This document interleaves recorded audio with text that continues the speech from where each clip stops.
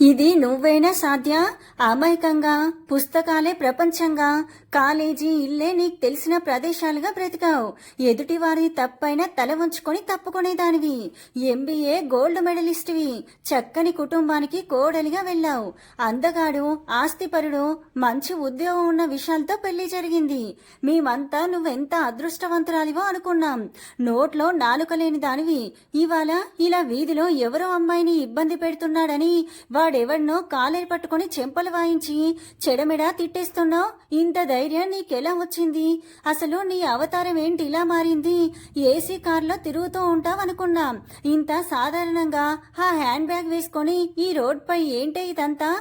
ఆపకుండా ప్రశ్నలపై ప్రశ్నలు వేస్తున్న పరిమళ వైపు చూసి చిన్నగా నవ్వి, పరి నువ్వా? వైజాగ్లో ఉంటున్నావు కదా, విజయవాడ ఎప్పుడొచ్చావు? పైగా స్కూటీలో. అంటే ఈ ఊరికి షిఫ్ట్ అయ్యారా? మీ వారు గోల్డ్ బిజినెస్ కదా. తన ప్రశ్నలకి సమాధానం ఇవ్వకుండా ప్రశ్నిస్తున్న సాధ్య వైపు చిరాగ్గా చూస్తూ, ముందు నీ విషయం చెప్తావా? చిరుకోపంగా అడిగింది పరిమళ. హా, ముందు మా ఇంటికి పోదాం పదా, ఇక్కడికి దగ్గరలోనే ఉంటున్నా. ఈ పక్కనే డే కేర్లో నా పాప ఉంది, తీసుకొని పోదాం పదా అంటూ ఏ భావం చూపకుండా ముందుకు కదిలిన సాధ్యని అనుసరించింది పరిమళ. బుర్ర నిండా బోలెడ్ సందేహాలని మోసుకుంటూ దారిలో వెళ్తున్నంతసేపు పరిమళ మనసులో అసలు ఎందుకు ఇలా అయింది సాధ్య? ఏమైంది? తన కూతుర్ని డే కేర్లో వేశానంటుందేంటి? అయితే విషయాలేమైనట్టు అంటూ ఆలోచనలు మెదులుతూనే ఉన్నాయి. ఇంటికి వెళ్ళగానే అడగాలి అనుకుంది. పాపని తీసుకొని ఇంటికి వెళ్ళి ఇద్దరం అలా టీ తాగి మాట్లాడుకుందామని టీ పెట్టి తెచ్చింది సాధ్య. బాల్కనీలో కూర్చున్నారు ఇద్దరు. ఇల్లంతా పరికించి చూసిన పరిమళకి సాధ్య విశాల్తో ఉండట్లేదు అని అర్థమైంది.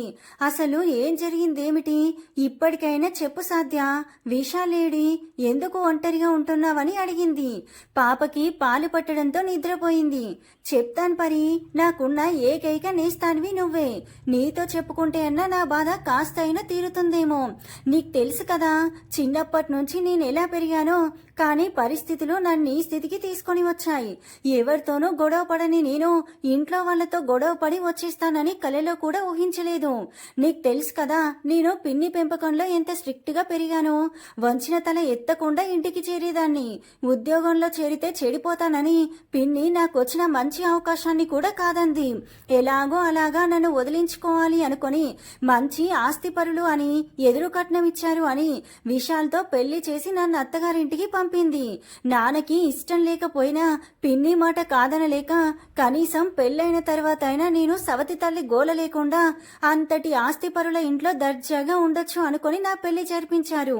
పెళ్ళైన కొత్తలో బానే ఉండేవాడు విశాల్. కానీ వాళ్ళ అమ్మకి నేనంటే అస్సలు ఇష్టం లేదు. బోలెడు కట్నాలిచ్చి ఆస్తిపాస్తులు తెచ్చే అమ్మాయిలుండగా నన్ను ఎదురు కట్నంతో చేసుకున్నారని ఆవిడ కోపం.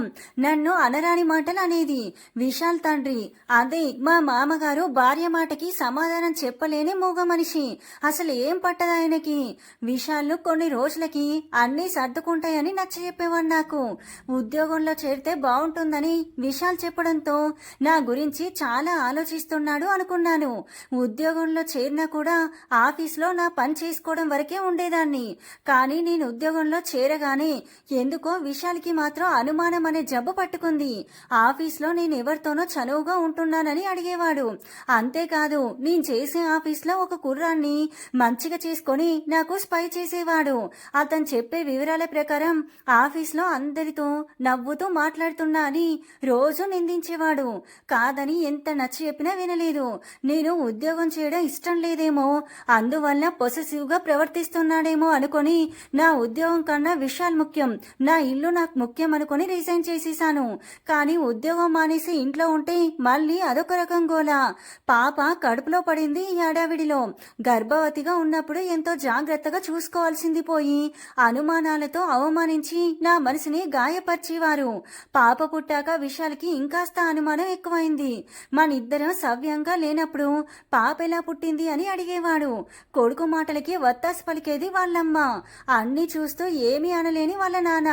వాళ్ళందరి మధ్యన నా చిట్టి తల్లి నగిలిపోకూడదు అని నేనే వచ్చేసాను. వాళ్ళ నుంచి విడిపోయి వచ్చేసి ఇదిగో ఇలా నా బతుకు నేను బతుకుతున్నాను. పిన్నెలాగో నన్ను పట్టించుకోదు, పైగా వాళ్ళకే సపోర్ట్ చేస్తుంది. ఇంకా అది కాకుండా నాన్నకి నా గురించి తెలిస్తే భరించలేరు. ఇప్పుడు అసలే ఆయన ఆరోగ్యం అంతంత మాత్రంగానే ఉంది. అందుకే అందరికీ దూరంగా ఇలా వచ్చేసా. ఎలాగో నా చేతిలో ఉన్న చదువుతో ఉద్యోగం సంపాదించగలిగాను. ఏదో ఇలా పాపం తలుచుకుంటూ గతాన్ని మర్చిపోయే ప్రయత్నం చేస్తూ కాలం గడుపుతున్నాను అంటూ తన బాధని గతాన్ని వ్యక్తం చేసింది ప్రాణ స్నేహితురాలి ముందు. అయ్యో సాధ్య, ఇంత జరిగిందా? విశాల్ ఎంతో మంచివాడు, నువ్వు చాలా సంతోషంగా ఉంటావని అనుకున్నాను. అయితే మరి ఇందాక రోడ్డు మీద ఎవరితోనో గొడవ పడుతున్నట్టున్నావు, తనెవరు అని అడిగింది అనుమానంగా పరిమళ. ఇందాక నువ్వు రోడ్డు మీద చూసింది నిజమే. ఒక అమ్మాయిని ఎవరో అబ్బాయి ఏడిపిస్తూ ఉన్నాడు. మౌనంగా చూస్తూ ఉన్న ఆ అమ్మాయిని చూస్తే తను ఒకప్పటి నాలాగే అనిపించింది. అందుకే అలా ఉండకూడదు, ఆడది అవసరమైతే ఎంతకైనా తెగించాలి, ఎదురు తిరగాలి అని ఆ అమ్మాయికి ధైర్యం చెప్పి ఆ ఎదవకి బుద్ధి చెప్పాను. ఇది పరి నా గురించి. సరే, ఇంకా ఇంతకన్నా నా వివరాలు ఎందుకులే కానీ నీ సంగతి ఏమిటో చెప్పు అని అడిగింది సాధ్య. మేము రీసెంట్ గానే ఇక్కడికి వచ్చాం. మా వారు చేస్తున్న గోల్డ్ బిజినెస్ నష్టం వచ్చిందని ఆ వ్యాపారం మానేశారు. పార్ట్నర్స్ అందరూ హ్యాండ్ ఇచ్చారు. స్నేహితులు మన వాళ్ళు అనుకున్న వాళ్ళే మోసం చేశారు. ఆ వ్యాపారం కోసం ఊర్లో అప్పులు ఎక్కువగా చేయడం వల్ల అందరూ నానా మాటలు అంటున్నారు. అందుకే ఇక ఊర్లో ఉండలేక ఇలా ఈ ఊరికి వచ్చేసాం. ఇక్కడ ఎవరో తెలిసిన వాళ్ళ కంపెనీలో చేరారు మా వారు. వ్యాపారంలో దెబ్బతిన్నా చదివిన చదువు పొట్టకూటి కోసం ఉద్యోగాన్ని చూపించింది. అంతేకాదు, నేను కూడా ఏదైనా ఉద్యోగంలో చేరితే కానీ అప్పులు తీరవని ఉద్యోగం కోసం చూస్తున్నాం. ఇంకా మావయ్య ఆ అప్పుల బాధ పడలేక ప్రాణాలు వదిలేశారు అక్కడే. అత్తయ్య మాత్రం మాతోనే ఉంటూ మా పాపని చూసుకుంటున్నారు అంది పరి. హో అలాగా, సారీ పరి. చూసావా, మన జీవితాలు మనం ఎలా ఊహించుకున్నాం, కానీ ఇప్పుడు ఎలా ఉన్నాయి. సరే పరి, నువ్వు ఫ్రీ అయితే కాసేపు మన కష్టాల సంగతి పక్కన పెడదాం, ఏదైనా మంచి కబుర్లో చెప్పుకుందామని అడిగింది సాధ్య. అలాగే సాధ్య, అత్తయ్యకి ఫోన్ చేసి చెప్పాను లేట్ అవుతుందని. చెప్పు, ఏం మాట్లాడుకుందాం? మన కాలేజీ రోజుల గురించి అయితే నువ్వే చెప్పు, నీ నోట్తో వినాలని ఉంది అంది పరిమళ. కాలేజీ చదివే రోజుల్లో మన ఇద్దరం బెస్ట్ ఫ్రెండ్స్ గా ఉండేవాళ్ళం. అందరూ మన స్నేహాన్ని చూసి స్నేహితులంటే ఇలా ఉండాలి అనుకునేవారు. అలాగే మనల్ని చూసి కుళ్ళుకునేవారు కూడా ఉన్నారనుకో. కానీ విధి ఎంత బలీనమైనదో కదా. ఎక్కడో ఎలాగో ఉండాల్సిన మనల్ని ఇక్కడికి తీసుకొని వచ్చి 5 ఏళ్ల క్రితం విడిపోయిన మనం ఇలా కలవడం ఏమిటో, అంతా విధిలీల కదా అంది సాధ్య. నిజమే సాధ్య, చదువుకునే రోజుల్లో కాలేజీలో అందరూ నీ వెంట పడేవాళ్ళు, గుర్తుందా? చదువులోనూ అందంలోనూ అన్నిట్లోనూ నువ్వే ఫస్ట్ గా ఉండేదానివి క్లాస్లో. అందుకే అబ్బాయిలందరూ నీతో మాట్లాడాలని ఎంత ఉబలాట పడేవారో తెలుసా అడిగింది పరిమళ. పరిమళ చెప్పిన మాట విని నవ్వుకుంది సాధ్య. ఏంటి పరి నువ్వు చెప్పేది, నా వెనుక పడేవాళ్ళు కూడా ఉన్నారా అని అడిగింది ఆశ్చర్యంగా. పరిమళ పెద్దగా నవ్వుతూ, అవును సాధ్య, అసలు అప్పట్లో నీకు చదువు తప్ప ఇంకేమీ తెలియదు కదా. నీ వెనక ఎవరేం చేస్తున్నారో కూడా నీకు తెలియనే తెలియదు. అసలు నువ్వు మాట్లాడిన వాళ్లే తక్కువ కదా. అంతేకాదు, నీతో మాట్లాడడానికి రికమెండ్ చేయమని నా దగ్గరకు వచ్చి కొందరు నన్ను కూడా అడిగేవారు తెలుసా. నేను వాళ్ళకి కుదరదని చెప్పలేక తెగ ఇబ్బంది పడిపోయేదాన్ని అనుకో అంటూ తమ కాలేజీ విషయాలన్నీ చెప్పుకొచ్చింది పరిమళ. వామ్మో, ఏంటి పరి ఇదంతా, ఇంత జరిగిందా నాకు తెలియకుండా ఆశ్చర్యపోతూ ఉంది సాధ్య. చెప్పాను కదా సాధ్య, అప్పట్లో నువ్వు చదువు ఇల్లు తప్ప ఇంకేమీ పట్టించుకునేదానివి కాదు. నేను కాక ఇంకో 4 అమ్మాయిలు తప్ప ఇంకెవరితో మాట్లాడావు చెప్పు నువ్వు అడిగింది పరి. నిజమే పరి, అప్పట్లో అలాగే ఉండేదాన్ని.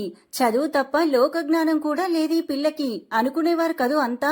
అదంతా మా పిన్ని పెంపకం వల్ల నాలో ఏర్పడిన భావన. ఒక రకంగా చెప్పాలంటే అది నాకు మంచి చేసింది. ఇంట్లో పిన్ని నన్ను ఎక్కువ కష్టాలు ఏమీ పెట్టలేదు, కానీ తన కూతుర్లా చూడలేదు. అలాగని మా నాన్న ఏం చేసినా కాదనలేదు.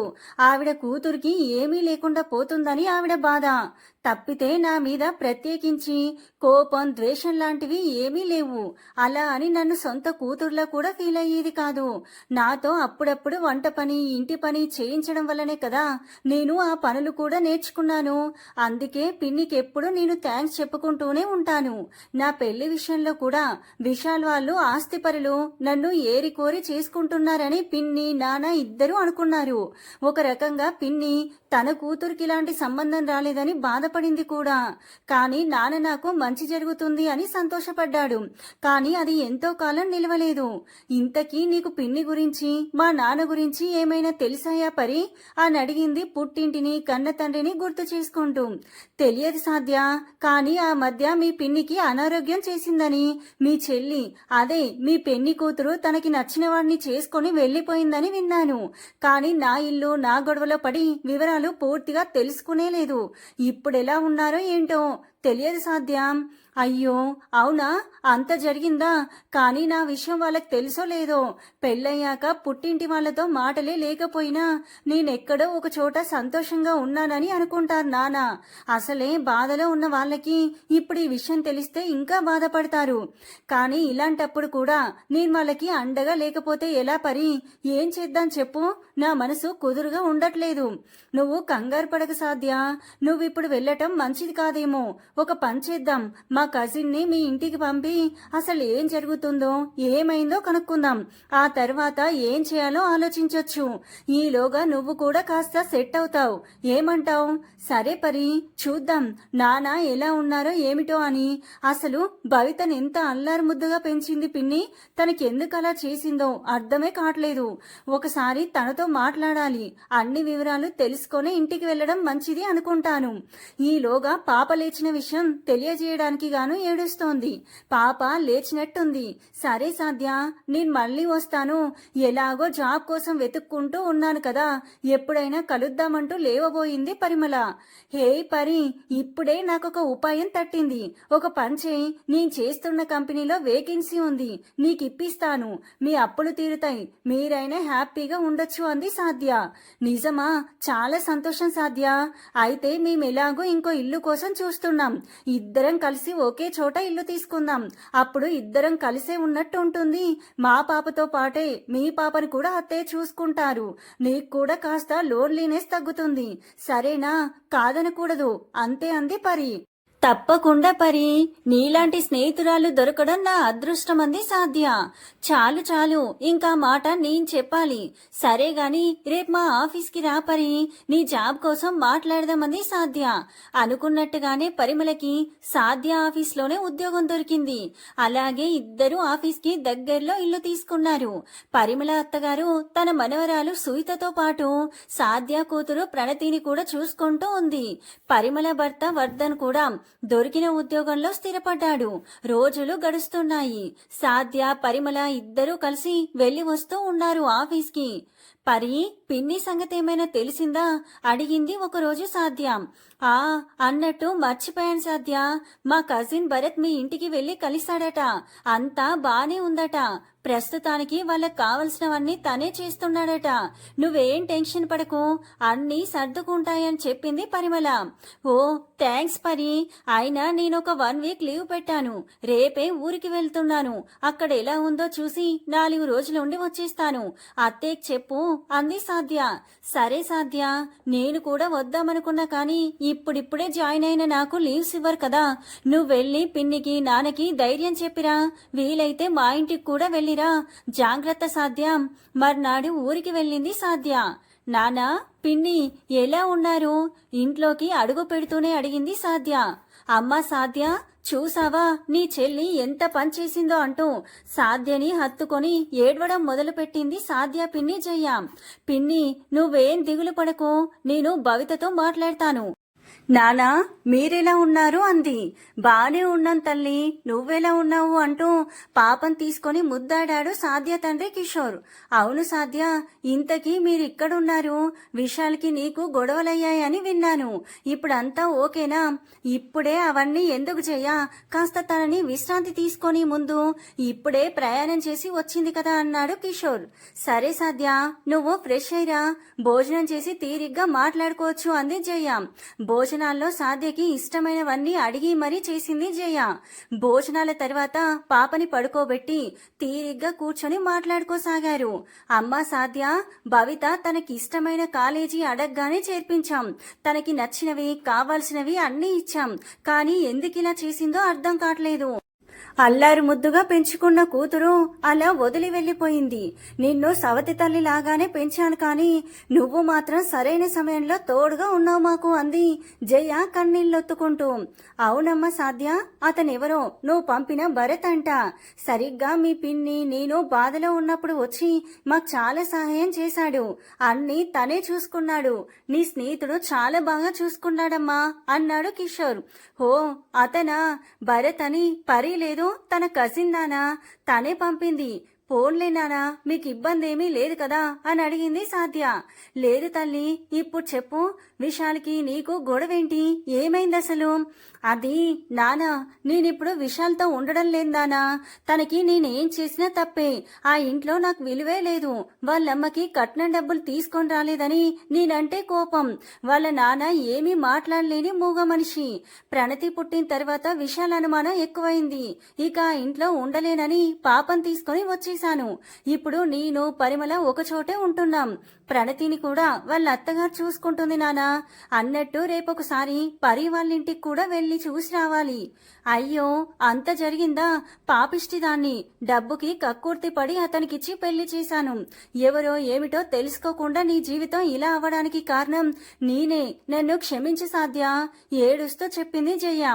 అయ్యో పిన్ని, నా తలరాత అలా ఉంటే నువ్వేం చేస్తావు పిన్ని? ఇప్పుడు బానే ఉందిగా. విశాల్ దగ్గర నుంచి విడాకుల కోసం అప్లై చేశాను. నేను నా కాళ్ళ మీద నిలబడగలను. నువ్వేం బాధపడకు. ఎక్కువగా ఆలోచించకుండా రెస్ట్ తీసుకో. అసలే నీకు ఆరోగ్యం బాలేదు. హలో భవిత, నేను సాధ్యని, మీ అక్కని. ఎలా ఉన్నావు? ఎక్కడున్నావు? హలో అక్క, నేను బానే ఉన్నాను. నువ్వెలా ఉన్నావు? ఏంటి ఇన్నాళ్ళకి ఫోన్ చేశావు? నేను బానే ఉన్నాను భవిత. నువ్వు చేసిన పనేమిటి? అమ్మ ఎంత బాధపడుతుందో తెలుసా? నీ మీద బెంగ పెట్టుకుని మంచం పట్టింది. ఎందుకలా చేశావు? అక్క, అమ్మకి ఏం కాదులే, నువ్వేం కంగారు పడకు. నేను మా సీనియర్ని ప్రేమించాను. అమ్మకు చెప్తే కాదంది. నీలాగే ఎవరో డబ్బున్నవాడికి కట్టబెట్టాలని చూసింది. అందుకే ఇంట్లో నుంచి వచ్చేశాను. అమ్మకి కాస్త కోపం తగ్గాక వస్తానక్క. నువ్వు జాగ్రత్త. అమ్మా నాన్న జాగ్రత్త. నీకు చెప్పక్కర్లేదులే. సరే అక్క, ఉంటాను. కావాలంటే ఫోన్ చేయంది భవిత. అంకుల్ ఎలా ఉన్నారు? అంతా ఓకే కదా అంటూ వచ్చిన భరత్ని చూసి, బాబు భరత్ రా, ఇదిగో మా సాధ్య వచ్చింది. అంతా బానే ఉంది అన్నాడు శేఖర్. థ్యాంక్ యూ భరత్, పరి చెప్పింది మీ గురించి.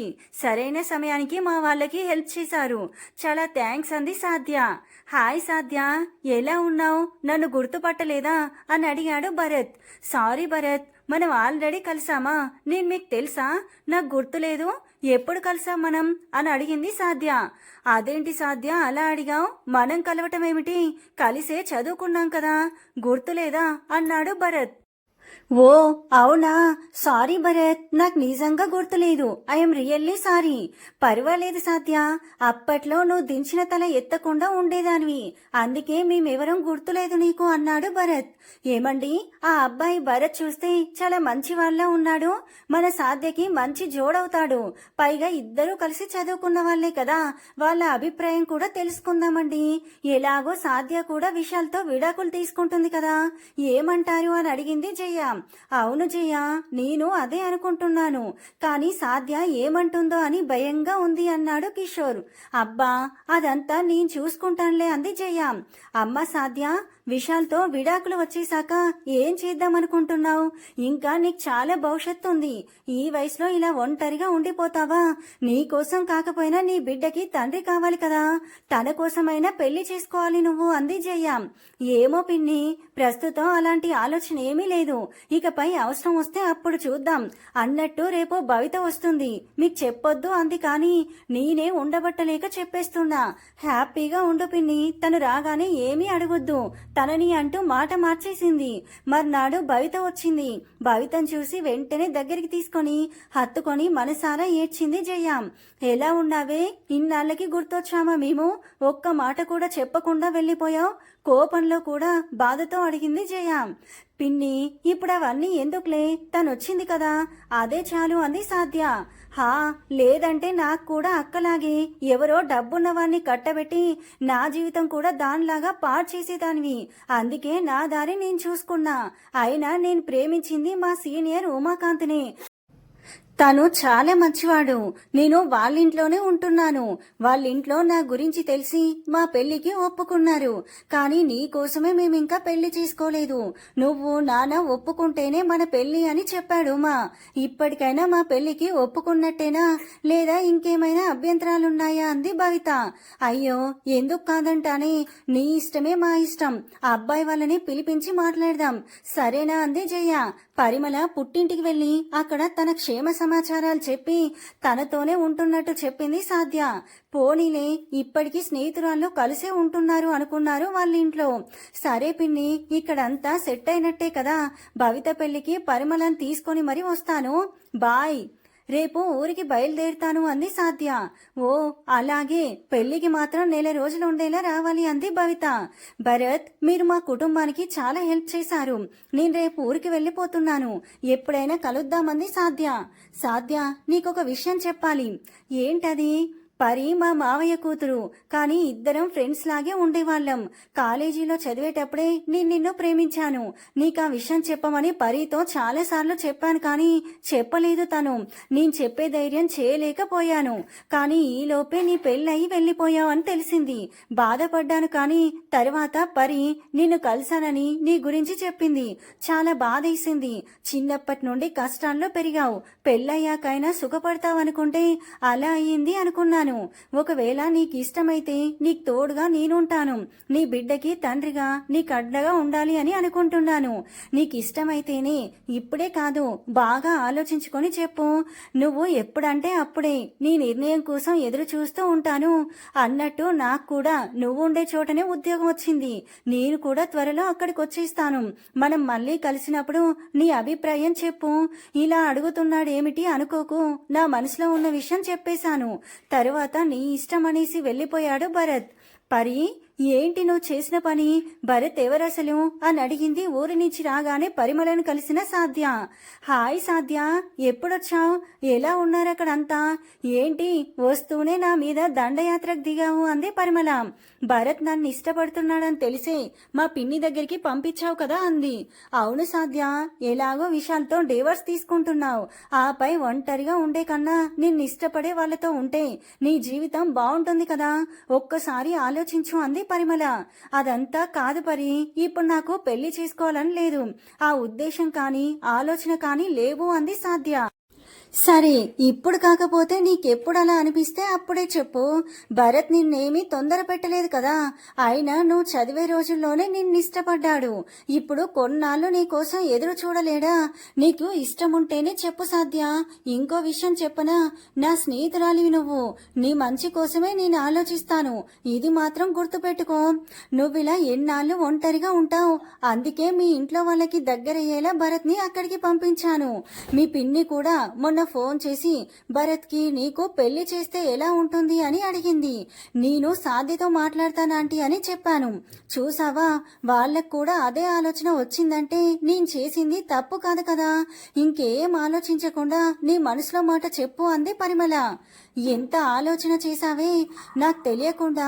సరే కానీ ఇప్పుడే కాదు, నా మనసులో అలాంటి ఆలోచన లేదు. ఇప్పుడే నేను విశాల్ విషయంలో నుంచి తేరుకుంటున్నాను. నాకు కాస్త టైం కావాలి అంది సాధ్య.